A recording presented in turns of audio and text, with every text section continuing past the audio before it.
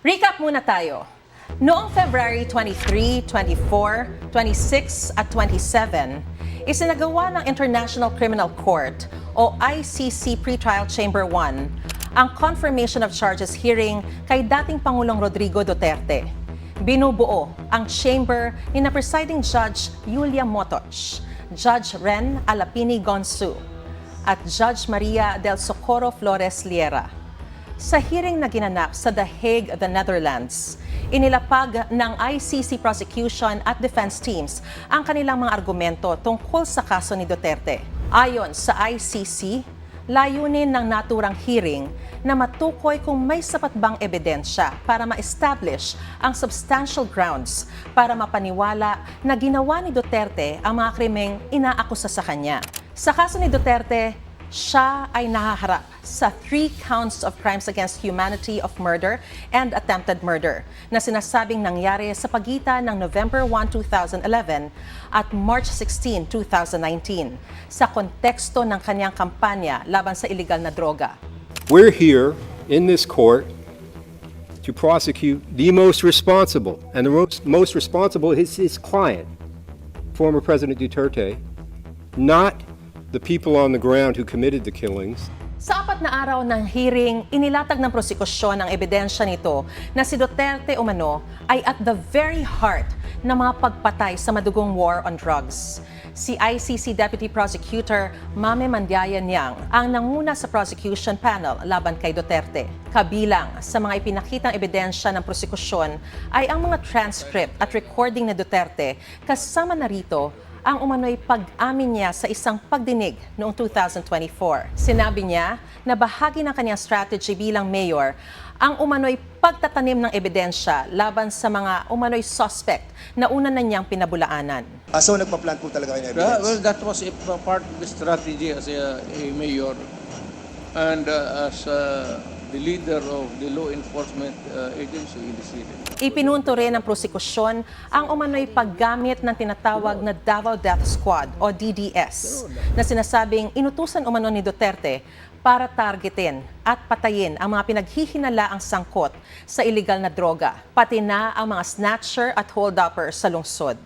Ang ilang miyembro raw ng DDS ay hindi opisyal na pulis, kundi binabayaran umano bilang ghost employees sa payroll ng City Hall kung saan may mga ID at sweldo kahit wala umanong lehitimong tungkulin sa gobyerno. Sinabi rin ng prosekusyon na kinakailangan umano ang direktang pahintulot ni Duterte bago isagawa ang mga pagpatay at kung wala ito, hindi raw itutuloy ang operasyon. Pinangalanan naman ni senior trial lawyer Julian Nichols ang 5 co-perpetrators umano ni Duterte sa pagpatay nung siya ay Davao City Mayor, kabilang sina Senador Ronald Bato de la Rosa, Senador Christopher Lawrence Bongo, former Davao City Police Chief Vicente Danao Jr., former National Bureau of Investigation Davao Regional Director Dante Gueran, na naging NBI Director din sa ilalim ng Duterte administration, at dating Justice Secretary na si Vitaliano Aguirre II. Nang maging Pangulo naman siya noong June 30, 2016, iginiit ng prosekusyon na pinalawak umano ni Duterte ang ganitong sistema sa buong bansa na nagresulta sa libo-libong extrajudicial killings sa ilalim ng kanyang war on drugs. Ayon sa prosekusyon, kinontrol ng mga umano'y co-perpetrators ni Duterte ang executive branch para siguraduhing isa sa katuparan ng kanilang mga tauhan ang plano na patayin ang mga pinaghihinalaang kriminal sa pamamagitan ng marahas na paraan.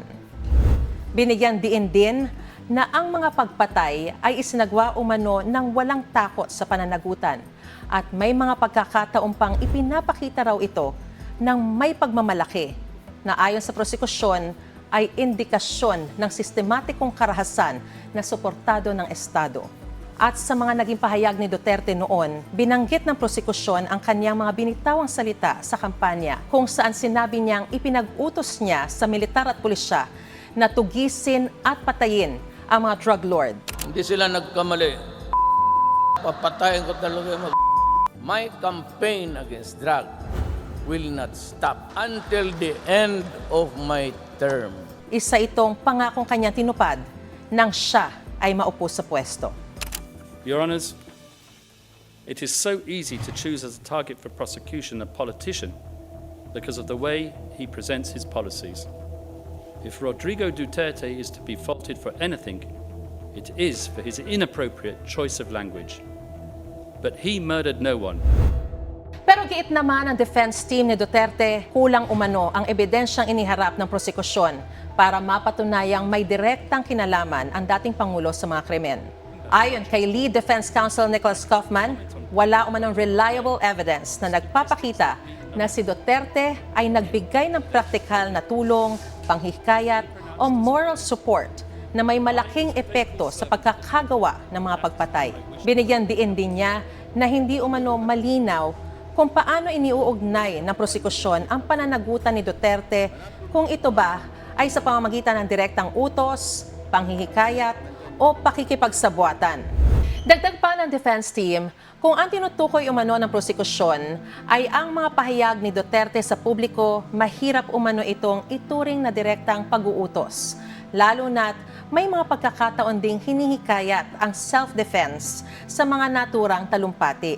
Ani Kaufman, ang mga pangkalahatang pahayag na ginawa ni Duterte ilang buwan bago ang mga insidente ay hindi umano sapat para patunayang may direktang utos sa mga naganap na pagpatay. Kinwestiyon din niya kung bakit hindi raw naghahanap ng accountability ang mga representative ng umano'y biktima ng drug war campaign ng Duterte administration sa mga pagpatay sa ilalim ng Marcos administration na aniya ay sky high.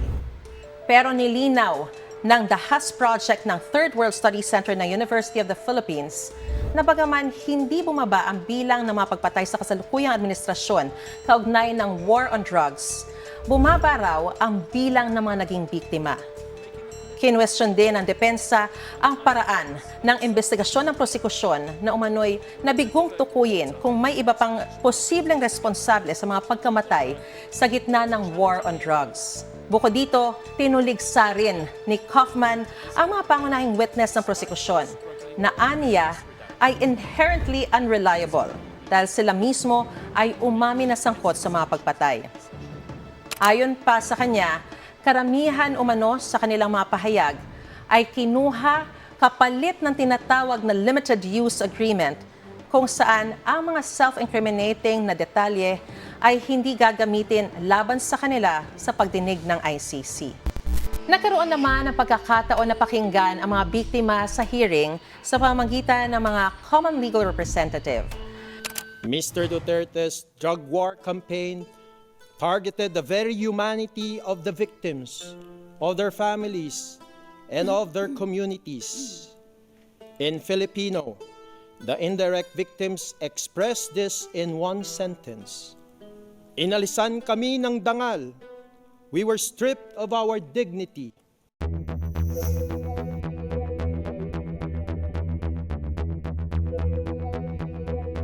The appeal chamber, by majority, as a conclusion, Judge Orquipanise, partially dissenting in the second ground, has rejected all 4 grounds of appeal. That the defense request for the immediate and unconditional release of Mr. Duterte is moot.